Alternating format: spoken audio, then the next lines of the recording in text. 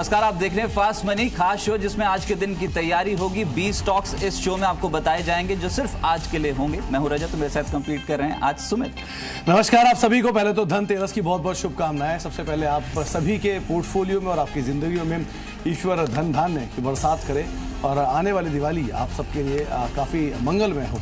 इसी कामना के साथ आज इस कार्यक्रम को हम लेकर आए हैं। और सबसे अहम चीज़, क्योंकि आज धनतेरस का दिन है, तो ये उम्मीद भी करते हैं कि आपके पोर्टफोलियो में भी एक अच्छा इजाफा होता हुआ दिखाई पड़े आज के लिए भी और अगले दिवाली तक के मूव के लिए भी। ऑल टाइम हाई पर है, तो इस तरह की कॉल्स है, तेजी में ही सारी कॉल लेकर आए जी। तेजी वाली स्टॉक होंगे और इनफैक्ट ना मैंने अपने पोर्टफोलियो में ज्वेलरी स्टॉक शामिल ही नहीं करेंगे क्योंकि खबरें इतनी ज्यादा, इसलिए ज्वेलरी वाले स्टॉक छोड़ दें। लेकिन धनतेरस का दिन है तो आपके लिए पहले आप अपने पोर्टफोलियो में ज्वेलरी शेयर लेने की बजाय अपने लिए ज्वेलरी खरीदें, वो ज़्यादा बेहतर है आज के लिए। लेकिन ज्वेलरी शेयर हम आपको दिन भर भी बताते रहेंगे और ज्वेलरी यानी कि जो मार्केट्स हैं उनका किस तरह का स्टेटस है इस पर भी हम चर्चा करते रहेंगे दिन भर। आज एक बड़ी कवरेज रहेगी, कई सारे बड़े जानकार भी हमारे साथ मौजूद रहेंगे और बाजार में आपकी रणनीति के पर चर्चा करेंगे। लेकिन अभी के लिए पहले नजर डाल लेते हैं एशियन मार्केट्स का रुझान किस तरह देखने को मिल रहा है, क्योंकि एशियन मार्केट्स में मोर और लेस एक मिला जुला ही कामकाज होता हुआ दिखाई पड़ रहा है। एसएस निफ्टी में बहुत ज्यादा मूव नहीं है, लेकिन बहुत ज्यादा गिरावट भी नहीं है। 29 अंकों की गिरावट देखने को मिली है एसएस निफ्टी में, करीब 10,252 का स्तर यहाँ पर देखने को मिला है। बाकी एशियन मार्केट्स जो है वो मिले जुले नोट के साथ ही अभी कामकाज कर रहे हैं। न्यूज फ्लो वाइज ज्यादा इंपॉर्टेंट आज नतीजे हैं, क्योंकि बहुत सारे नतीजे आज हैं, खासतौर से मिड कैप के भी और फ्रंट लाइन निफ्टी के भी करीब 3 से 4 कंपनियों के आसपास के नतीजे। तो बड़े नतीजों का दिन है, इसलिए नतीजे शायद मार्केट का मूव यहाँ पर आता हुआ दिखाई पड़े। और क्योंकि बाजार भी एक अच्छे मोमेंटम में है, नए हाइस को ब्रीच कर रहा है, रोज बरोज नई जो ऊपरी स्तर है वो छू रहा है, तो शायद एक अच्छी तेजी देखने को भी मिले। आज के लिए जो पहले कॉल्स कल आपको बताई गई थी जहाँ पे लक्ष्य अचीव हुआ, उसमें मास्टेक कल ये आपको कॉल दी गई थी, 338 का टारगेट था, 333 पे क्लोजिंग आई, लेकिन लक्ष्य को पहले इसने अपने अचीव किया। इसके अलावा आपको जो कॉल्स बताई गई थी उसमें एमबीएल इंफ्रा था, खरीदारी के लिए कॉल दी गई थी, 27 रुपये का टारगेट था, टारगेट हिट किया और उसके ऊपर शेयर क्लोज हुआ 27.70 के टारगेट पे, 27 रुपये टारगेट्स के ऊपर क्लोज हुआ। कल भारत फाइनेंशियल में भी खरीदारी की राय दी गई थी। शुरुआती दौर में इसमें 3 से 4% का उछाल देखने को मिला। सेकंड हाफ में मार्केट के साथ शेयर नीचे आया, लेकिन 1018 के स्तरों पर क्लोज हुआ, 1025 का लक्ष्य इसने अचीव किया।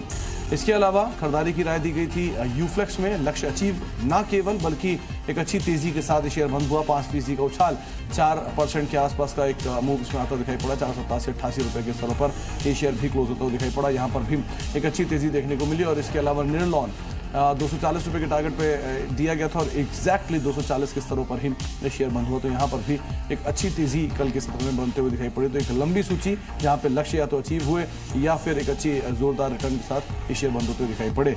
शुरुआत रजत किन शेयरों के साथ शुरुआत आप बाय कॉल्स के साथ की? आपके पास सारी बाय कॉल्स ही हैं, तो कौन सा सेक्टर आपने प्रेफरेंस दी है? पहले तो गुजरात आधारित जो फर्टिलाइजर कंपनियां ने ये फोकस में रहनी चाहिए। वो इसलिए क्योंकि कल जब बाजार बंद हुआ तो एक खबर आ गई, गुजरात सरकार ने 25 लाख किसानों को राहत दी है और 0% ब्याज पे गुजरात सरकार तैयार होगी 3 लाख का लोन देने के लिए। तो एक पॉजिटिव खबर है और इसका इंपैक्ट जो भी गुजरात बेस्ड फर्टिलाइजर कंपनी होगी ना उस पर देखने को मिल सकता है। जीएनएफसी और जीएसएफसी दोनों ही स्टॉक्स आज बज कर सकते हैं, एक्टिव रहेंगे। देखिए पिछले कुछ सत्रों से लगातार इन सभी स्टॉक्स में तेजी देखने को मिल रही है और एग्री स्पेस तो आउट परफॉर्म कर ही रहा है। लेकिन ये सरकारी कंपनियां, खासतौर से गुजरात बेस्ड कंपनियां आज लाइमलाइट में रह सकती हैं। जीएनएफसी खरीदते हैं आज के लिए तो 442 का एक टारगेट लेकर चलें, 431 ये आज के दिन का एक स्टॉप लॉस लगाना होगा। मैं फिर बता दूं कि 0% ब्याज पर अब 3 लाख तक का लोन किसानों को मिलेगा, गुजरात सरकार का ये ऐलान है। एक पॉजिटिव खबर है जो इंपैक्ट डाल सकती है फर्टिलाइजर स्टॉक्स के लिए। सिमिलरली जीएसएफसी एक और स्टॉक और यहां पर भी खरीदारी करने का ही की सलाह रहेगी। ट्रिगर सेम है, 139 ये आज के दिन का एक टारगेट लेकर चलें और स्टॉप लॉस आप 133 के ब्रैकेट में लगा सकते हैं। एग्री स्पेस आज हो सकता है कि निचले सुरों से स्मार्ट प्ले होता हुआ नजर आए। चलिए, तो आपको 2 कॉल यहाँ पर एक तरफ से बताई गई हैं। जीएसएफसी एक और विकल्प है जहाँ पर आप खरीदारी कर सकते हैं। 47 रुपये का टारगेट रखा गया है, 133 रुपये का एक स्टॉप लॉस यहाँ पर रखने की राय दी जा रही है। मेरी तरफ से पहले दो शेयर हैं, वो नतीजों के आधार पर चुने गए हैं। पहला नाम है ओबरॉय रियल्टी का। कंपनी के नंबर्स आए हैं, मुनाफा करीब 83 करोड़ से बढ़ के 104 करोड़ रुपये इस तिमाही के अंदर पोस्ट किया है। वाई बेसिस पे नंबर आए हैं और आय 252 करोड़ से बढ़ के 303 करोड़ रुपए कंपनी ने पोस्ट की है। तो आय और मुनाफे दोनों फ्रंट पे नंबर्स अच्छे हैं। हालांकि शेयर में कल एक अच्छी तेजी देखी जा चुकी है, 7-7.5% का उछाल आ चुका है, तो हो सकता है इन नंबर्स को बाजार कुछ हद तक डिस्काउंट करने की कोशिश करे, लेकिन उसके बावजूद भी आप एक स्ट्रिक्ट स्टॉप लॉस रखें 474 रुपए का। 488 रुपए के टारगेट्स के लिए आप खरीदारी कर सकते हैं। क्योंकि तेजी आ चुकी है इसलिए कंजर्वेटिवली अपने स्टॉप लॉस के साथ आप जाएं, लेकिन अच्छे मोमेंटम में है मार्केट, रिजल्ट अच्छे हैं, सपोर्ट मिलता है तो तेजी और बढ़ सकती है। 488 का टारगेट अगर तेजी के साथ खुलता है स्टॉप लॉस को ट्रेल करें और लंबे टारगेट्स के लिए आप यहाँ पे निवेश कर सकते हैं। और इसके अलावा फेडरल बैंक दूसरा नाम है। कंपनी कल नंबर्स आए, बैंक के कल नंबर्स आए और नंबर्स जो है वो अनुमान से काफ़ी बेहतर आते हुए दिखाई पड़े। इनफैक्ट उसका नतीजा भी ये रहा कि बैंक दिन के ऊपरी स्तरों पर बंद हुआ। प्रोविजनिंग फ्रंट पर भी मुनाफे एनपीए सब में ही एक रिलीफ आता हुआ दिखाई पड़ा। मुनाफा 31% बढ़ा, 263-264 करोड़ रुपए कंपनी का मुनाफा आया है। तो हो सकता है नंबर्स के बाद स्टॉक की री रेटिंग हो, ब्रोकरेज हाउसेस की तरफ से अपग्रेड भी यहाँ पे आता हुआ दिखाई पड़ेगा। इन्हीं चीज़ों को देखते हुए आप फेडरल बैंक पर दाम लगा सकते हैं। 128 रुपये का टारगेट रखें, 123 रुपये का एक स्टॉप लॉस मेंटेन करें, 124-125 शेयर का प्रीवियस डे का भाव है।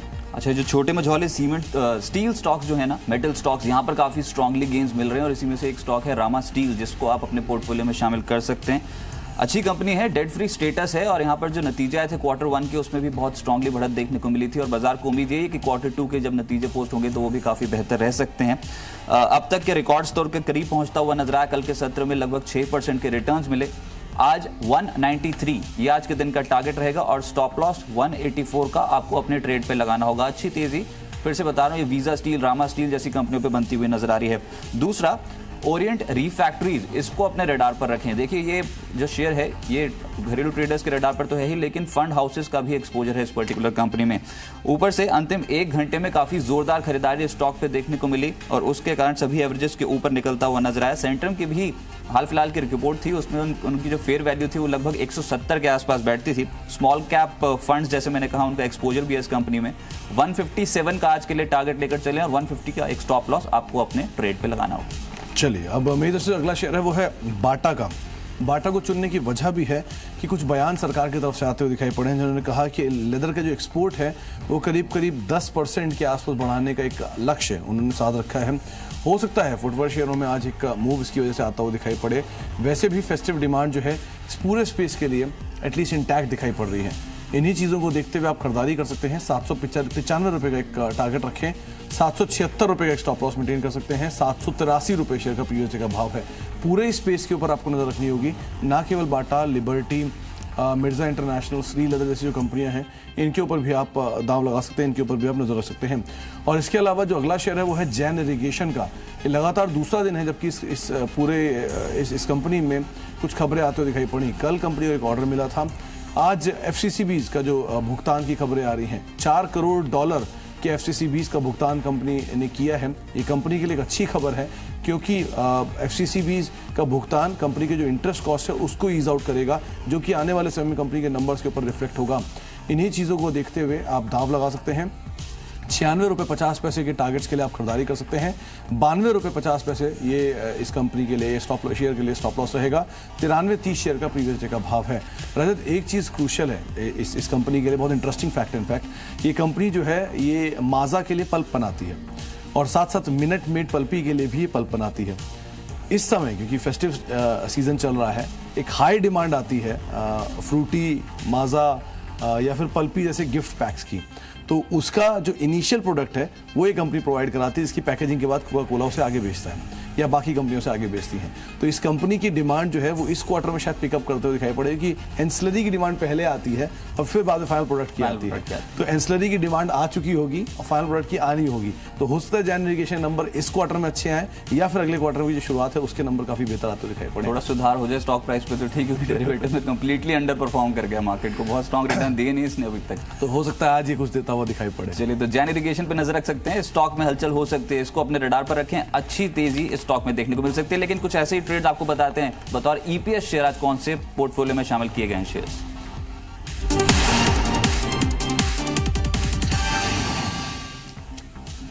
बतौर EPS शेयर मेरे पोर्टफोलियो में शामिल है आज केशोराम इंडस्ट्रीज। इस स्टॉक में कल के सत्र में भी तेजी बनी, हो सकता है आज फॉलो ऑफ बाइंग यहां पर आती हुई नजर आ, और बहुत समय बाद यहां पर काफी स्ट्रांगली वॉल्यूम्स देखने को मिल रहे हैं। शेयर 1 महीने की ट्रेडिंग रेंज तोड़कर उसके ऊपर निकल के कामकाज कर रहा था। कल के सत्र में 4.5% की तेजी थी, शॉर्ट टर्म एवरेजेस के ऊपर है और कल 2 हफ्ते की औसत से भी ज्यादा वॉल्यूम्स देखने को मिले हैं। अभी तक के नतीजे देखेंगे तो इतने एक्साइटिंग है नहीं, लेकिन यहाँ पर जिस तरीके की ट्रेडिंग पैटर्न्स डेवलप हो रहे हैं ना, केशोराम को आपको अपने रडार पर रखना चाहिए और गोइंग फॉरवर्ड हो सकता है कि नतीजों में कुछ सुधार देखने को मिले। 137 तक का टारगेट आज के लिए ये ट्रेडिंग कॉल है, आप स्ट्रिक्टली स्टॉप लॉस फॉलो कीजिए। 129 तक का एक स्टॉप लॉस लगा लीजिए और टारगेट 137 इस स्टॉक पे देखने को मिल सकता है।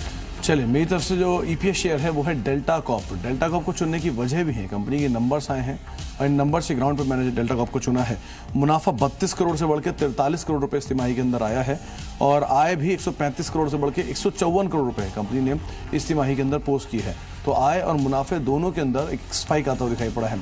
डेल्टा कॉर्प को बतौर सुपर शेयर जी बिजनेस ने रिकमेंड किया था, जो कि 950 पे आता है और ये शेयर 180 रुपए पर रिकमेंड किया गया था। वहां से चलता हुआ ये शेयर ऑलरेडी 227 रादर 235 240 रुपए तक की चाल भी दिखा चुका है। तो एक अच्छी तेजी इसमें ऑलरेडी आई है लोअर लेवल से। लेकिन इस कंपनी का कारोबार काफी इंटरेस्टिंग है। ना केवल कंपनी कसिनोज में कामकाज करती है, रियल स्टेट प्रॉपर्टी कंपनी की, बल्कि एक इंटरेस्टिंग चीज ये भी है कि कंपनी की सबसे लग्जरी, इंडिया की one of the most luxurious जो चार्टर सर्विस है, चाहे वो फ्लाइट चार्टर हो या फिर यॉट चार्टर हो, उस कारोबार के अंदर भी कंपनी कामकाज करती है और कंपनी के काफ़ी ऑफिसेज भी हैं और काफ़ी ज़्यादा इनके पास इन्वेंट्री भी है। तो एक स्ट्रॉन्ग कंपनी के पास पाइपलाइन है और बिजनेस है।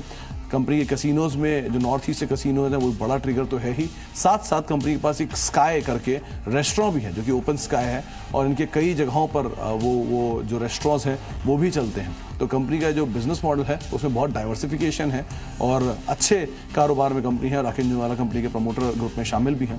तो इन्हीं चीज़ों को देखते हुए कंपनी वैसे भी लॉन्ग टर्म के हिसाब से अच्छा बेट है और शॉर्ट टर्म में आपको टारगेट दिए गए 234, स्ट्रिक्ट स्टॉप लॉस 224 का आप मेंटेन कर सकते हैं। चलिए, तो डेल्टा को आपको अपने रडार पर रखें, अच्छी तेजी देखने को मिल सकती है। फटाफट से रिकैप देख लेते हैं कौन से स्टॉक्स अभी तक आपको इस शो में रिकमेंड किए गए हैं। पहला है जीएनएफसी।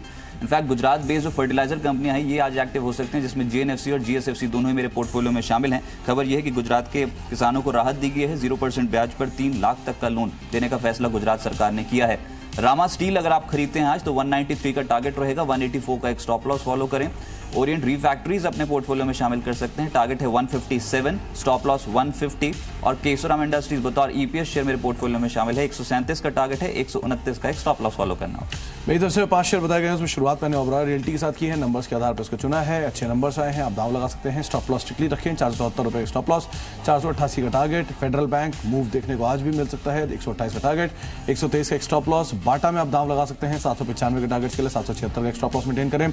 जैन इरिगेशन 96 रुपए के टारगेट के लिए आप खरीदारी कर सकते हैं, 92 का एक स्टॉप लॉस मेंटेन करें। और ईपीएस शेयर के तौर पर मैंने डेल्टा कॉर्प को चुना है, 234 रुपए के टारगेट के लिए, 224 रुपए का एक स्ट्रिक्ट स्टॉप लॉस आप यहाँ पे मेंटेन कर सकते हैं। चलिए, आपको बताया जा चुके हैं अब तक करीब 10 शेयर जहां पर आप खरीदारी कर सकते हैं और 10 के 10 शेयर जो हैं वो आगे, इनफैक्ट सभी शेयर खरीदारी के लिए हैं। आगे जो कॉल्स हैं उनमें भी खरीदारी की ही राय दी जा रही है।